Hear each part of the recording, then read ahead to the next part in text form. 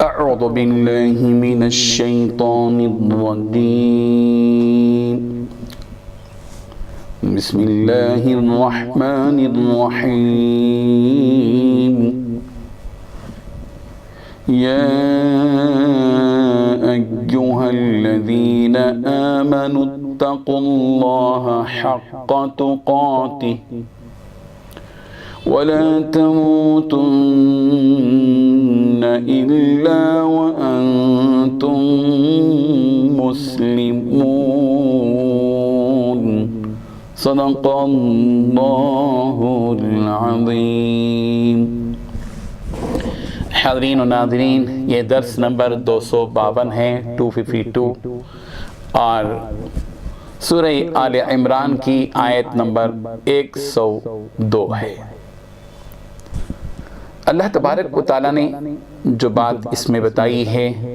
اس کی تشریح ہم آگے کریں گے۔ لفظی معنی کی جانب آپ توجہ دیجئے کہ یا ایھا الذین آمنوا، اے وہ لوگوں جو ایمان لائے ہو، اتقوا اللہ، اللہ سے ڈرو، حق تقاتی، جیسے کہ اس سے ڈرنے کا حق ہے، ولا تموتن، اور تم ہرگز نہ مرو، یعنی ہرگز تمہیں موت نہ آئے، الا مگر یہ کہ وانتم مسلمون، مگر یہ کہ تم اس حال میں رہو کہ مسلمان رہو۔ ترجمہ یوں ہے، اے ایمان والو، دل میں اللہ کا ویسا ہی خوف رکھو جیسا خوف رکھنا اس کا حق ہے، اور خبردار تمہیں کسی اور حالت میں موت نہ آئے بلکہ اسی حالت میں موت آئے کہ تم مسلمان ہو۔ بزرگان محترم، اللہ تبارک و تعالیٰ نے اس مختصر سی آیت میں دو باتیں بتائی ہیں۔ سب سے پہلی بات اللہ تبارک و تعالیٰ نے یا ایھا الذین آمنوا کہتے ہوئے یہ کہی ہے، اے ایمان والو۔ یہ خطاب اللہ تعالیٰ نے ایمان والوں سے کیا ہے کہ اے ایمان والو، اتقوا اللہ حق تقاتی، تم اللہ سے ڈرو جیسا کہ اللہ سے ڈرنے کا حق ہے۔ پہلی بات جو بتائی گئی ہے اللہ تبارک و تعالیٰ نے،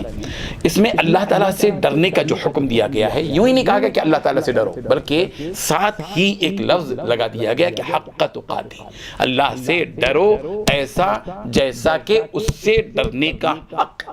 اس کی تفسیر میں حضرت عبداللہ ابن مسعود رضی اللہ عنہ کا قول یہ ہے کہ اللہ سے ڈرنے کا حق ہے کا مطلب یہ ہے کہ اللہ تعالیٰ کی اطاعت کی جائے، اس کی نافرمانی نہ کی جائے، اللہ تعالیٰ کو ہمیشہ یاد رکھا جائے اور اللہ کو تعالیٰ کو بھولا نہ جائے۔ اس قول کی روشنی میں اس بات کا جائزہ لینا ضروری ہے کہ کیا واقعی ہم اللہ تعالیٰ سے ڈرتے ہیں؟ اگر ہم اپنے اس دعوے میں سچے ہیں تو ہم اللہ تعالیٰ سے جیسا کہ ڈرنے کا حق ہے ڈر رہے ہیں، تو ہمیں اس بات کا محاسبہ کرنا چاہیے کہ کیا ہم اپنی زندگی کے تمام معاملات میں اللہ تبارک و تعالیٰ کی اطاعت کر رہے ہیں، چاہے وہ آپس کے معاملات ہو، چاہے وہ آپس کے کاروبار ہوں، چاہے وہ آپس کے معاشرتی زندگی ہو، کیا ہم اپنی پوری زندگی کے تمام میدانوں میں اللہ تعالیٰ کی اطاعت کر رہے ہیں؟ اور اگر ہم اللہ تعالیٰ کی اپنی تمام زندگی کے شب و روز کے سارے معاملات میں اللہ سے ڈرتے ہوئے اللہ تعالیٰ کی فرما برداری کر رہے ہیں تو اس کا مطلب ہے کہ ہم اللہ سے ڈرتے ہیں، اور اگر نافرمانی کر رہے ہیں تو اس کا مطلب ہے کہ اللہ سے ڈرنے کا جیسا حق ہے وہ حق ہم نے ادا نہیں کیا۔ ایک بات تو یہاں پر یہ ہے، اور دوسری بات یہ کہ اللہ تبارک و تعالیٰ کو بھولنے سے بچنا، ہمیشہ اللہ کی یاد رہے، ہمیشہ اللہ تعالیٰ کے احکامات ہماری زندگی کے سامنے رہیں، ہم اللہ تبارک و تعالیٰ کو یاد رکھیں۔ جب یہ آیت نازل ہوئی کہ اتقوا اللہ حق تقاتی، اللہ سے ڈرو جیسا کہ اللہ سے ڈرنے کا حق ہے، تو صحابہ کرام نے نبی کریم صلی اللہ علیہ وسلم سے پوچھا، اللہ کے رسول، ہم میں کون اس قدر طاقت رکھتا ہے کہ اللہ تعالیٰ سے اس طرح ڈرے جیسے ڈرنے کا حق ہے؟ تو اس پر یہ آیت نازل ہوئی فَاتَّقُوا اللَّهَ مَا اسْتَطَعْتُمْ۔ قرآن مجید کی ایک اور آیت نازل ہوئی کہ فَاتَّقُوا اللَّهَ مَا اسْتَطَعْتُمْ، جتنی توانائی، جتنی طاقت تمہارے اندر، تم جتنی استطاعت رکھتے ہو اتنا اللہ سے ڈرو۔ تم کوشش کرو اپنی اعتبار سے، جس قدر تم اللہ سے ڈر سکتے ہو ڈرو،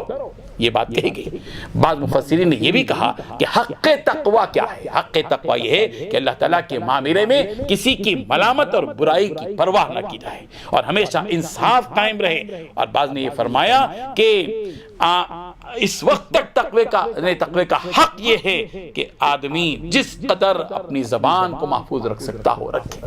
جس قدر اپنی زبان کو محفوظ، اس لیے کہ زبان سے بہت سے گناہ ہو جاتے ہیں، زبان سے حق تقوی کے خلاف بہت سی باتیں آ جاتی ہیں، تقوی کے خلاف باتیں آ جاتی ہیں، کسی کی غیبت ہو جاتی ہے، کسی کو گالی دے دی جاتی ہے، کسی کی عیب جوئی کی جاتی ہے، کسی کے بارے میں طعن و تشنیع کی جاتی ہے، فلاں فلاں فلاں۔ اسی لیے اپنی زبان کو محفوظ رکھو۔ اللہ تبارک و تعالی ہر اعتبار سے ہمیں تقوی کی روش اختیار کرنے کی توفیق عطا فرمائے۔ وآخر دعوانا ان الحمدللہ رب العالمین۔ لا إله إلا الله